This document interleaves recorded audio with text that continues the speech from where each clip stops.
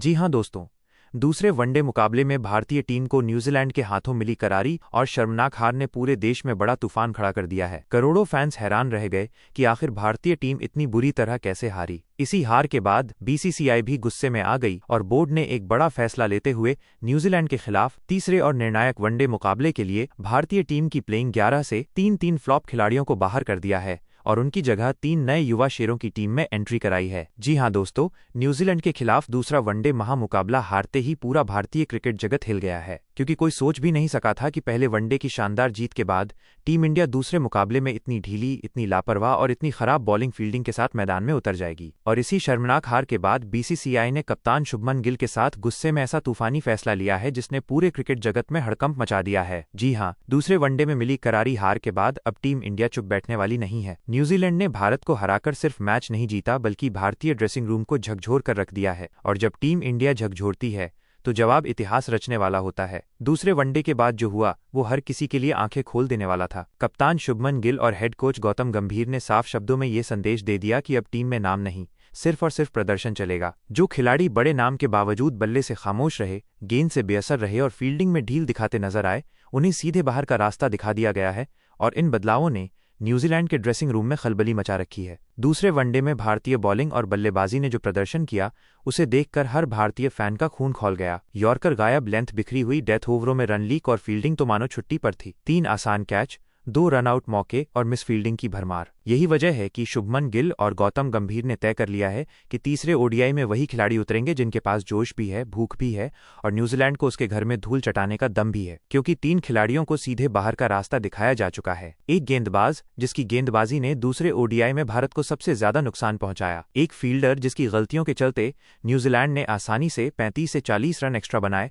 और एक बल्लेबाज जो लगातार 2 वनडे मुकाबले में पूरी तरह से फ्लॉप नजर आया। अब उनकी जगह 3 नए दहाड़ते हुए शेरों की टीम में धमाकेदार एंट्री करा दी गई है, जो मैच को अपनी अकेली परफॉर्मेंस से पलटने का दम रखते हैं। जी हां दोस्तों, अब तीसरे और आखिरी वनडे में आपको दिखने वाली है नई ओपनिंग जोड़ी, नया मिडिल ऑर्डर, नया ऑलराउंडर कॉम्बिनेशन और एक नई आग उगलती गेंदबाजी। रोहित शर्मा को प्लेइंग 11 से बाहर कर दिया गया है और उनकी जगह यशस्वी जायसवाल को ओपनिंग की जिम्मेदारी सौंपी गई है। दरअसल इस फैसले के पीछे सबसे बड़ी वजह दूसरा वनडे मुकाबला रहा, जिसमें रोहित शर्मा पूरी तरह फ्लॉप नजर आए थे और उन्होंने 38 गेंदों पर सिर्फ 24 रन बनाए। ना तो वो पावर प्ले में आक्रामक दिखे और ना ही अपनी पारी को आगे बढ़ा पाए, जिससे टीम मैनेजमेंट को साफ संकेत मिला कि अब बदलाव जरूरी है। इसी वजह से कप्तान शुभमन गिल ने तीसरे वनडे में यशस्वी जायसवाल जैसे युवा और निडर बल्लेबाज पर भरोसा जताया है, क्योंकि यशस्वी जायसवाल एक ऐसे ओपनर हैं जो नई गेंद से डरते नहीं हैं और शुरुआत से ही बड़े शॉट खेलने का माद्दा रखते हैं, चाहे वो तेज गेंदबाज हो या स्पिनर। यशस्वी की सबसे बड़ी ताकत उनकी आक्रामक सोच और तेजी से रन बनाने की क्षमता है,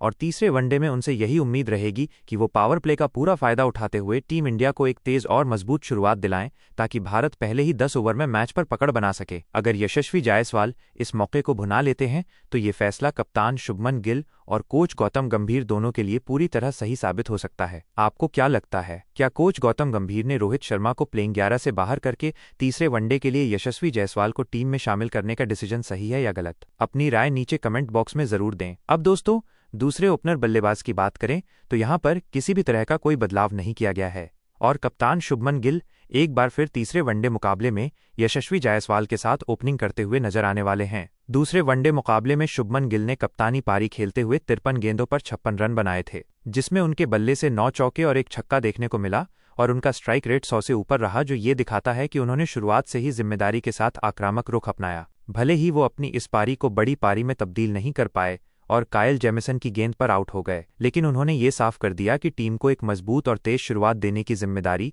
वो पूरी तरह निभा सकते हैं। तीसरे वनडे मुकाबले में शुभमन गिल से उम्मीदें और भी ज्यादा होंगी, क्योंकि कप्तान होने के नाते उन पर पारी को संभालने और अंत तक ले जाने दोनों की जिम्मेदारी होगी। ऋषभ पंत एक ऐसे खिलाड़ी हैं जो मैदान पर आते ही मैच का माहौल बदलने की काबिलियत रखते हैं और बिना किसी दबाव के बड़े बड़े शॉट खेलने से नहीं हिचकिचाते। तीसरे वनडे में उनसे यही उम्मीद रहेगी कि वो नंबर 6 पर उतरकर मिडिल और डेथ ओवरों में तेजी से रन बनाएं और भारतीय टीम को एक मजबूत फिनिश दें, क्योंकि अगर ऋषभ पंत अपने नेचुरल आक्रामक अंदाज में चल पड़े तो न्यूजीलैंड के गेंदबाजों के लिए उन्हें रोक पाना बिल्कुल आसान नहीं रहने वाला। अब बताइए, क्या ऋषभ पंत की टीम में वापसी भारतीय टीम को तीसरे वनडे में जीत की ओर ले जाने में सफल होगी? इसके बाद दोस्तों नंबर 7 की बात करें तो यहां पर कप्तान शुभमन गिल ने एक बार फिर अपने भरोसेमंद ऑलराउंडर खिलाड़ी रविंद्र जडेजा पर भरोसा जताया है। दूसरे वनडे मुकाबले में रविंद्र जडेजा ने मुश्किल हालात में बल्लेबाजी करते हुए 32 गेंदों पर 27 रन बनाए थे, जिसमें उन्होंने समझदारी के साथ स्ट्राइक रोटेट की और आखिरी ओवरों में टीम के स्कोर को मजबूत किया। वहीं गेंदबाजी में भी उन्होंने अपने कोटे के ओवर पूरे करते हुए बीच के ओवरों में दबाव बनाए रखा।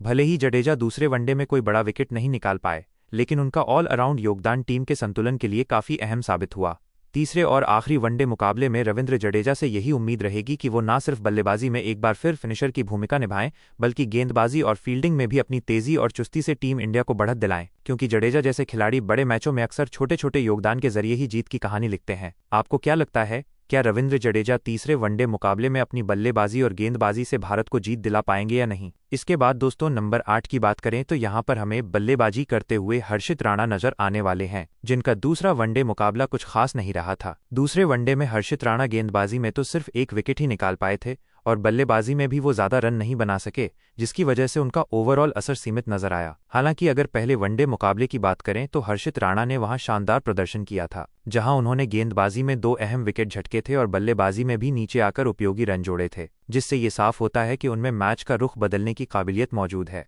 तीसरे और आखिरी वनडे मुकाबले में हर्षित राणा से यही उम्मीद रहेगी कि वो दूसरे मैच की नाकामी को पीछे छोड़ते हुए पहले वनडे जैसी ऊर्जा और आक्रामकता के साथ मैदान पर उतरे, गेंदबाजी में शुरुआती ब्रेक दिलाएं और अगर बल्लेबाजी का मौका मिले तो टीम के लिए कुछ जरूरी रन भी जोड़ें, क्योंकि हर्षित राणा जैसे खिलाड़ी अक्सर एक्स फैक्टर साबित हो जाते हैं। वैसे दोस्तों आपके हिसाब से क्या हर्षित राणा एक परमानेंट ऑलराउंडर खिलाड़ी बन सकते हैं? वहीं नंबर 9 की बात करें तो यहां पर कप्तान शुभमन गिल और हेड कोच गौतम गंभीर ने तीसरे और आखिरी निर्णायक वनडे मुकाबले के लिए एक और बड़ा और सख्त फैसला लिया है, जहां प्रसिद्ध कृष्णा को प्लेइंग 11 से बाहर कर दिया गया है और उनकी जगह अर्शदीप सिंह की टीम इंडिया में वापसी कराई गई है। दरअसल पिछले दोनों वनडे मुकाबलों में प्रसिद्ध कृष्णा गेंदबाजी में पूरी तरह फ्लॉप नजर आए थे, ना तो वो नई गेंद से कोई असर छोड़ पाए और ना ही डेथ ओवरों में रन रोकने में सफल हो सके, जिसकी वजह से भारतीय टीम को लगातार दबाव झेलना पड़ा। ऐसे में निर्णायक मुकाबले को किसी भी हालात में जीतने के इरादे से कोच गौतम गंभीर ने यह कड़ा फैसला लिया है और एक भरोसेमंद लेफ्ट आर्म विकल्प के तौर पर अर्शदीप सिंह को वापस टीम में शामिल किया गया है। अर्शदीप सिंह की सबसे बड़ी ताकत उनकी स्विंग गेंदबाजी और डेथ ओवरों में यॉर्कर डालने की क्षमता है और तीसरे वनडे मुकाबले में उनसे यही उम्मीद रहेगी कि वो नई गेंद से शुरुआती विकेट निकालें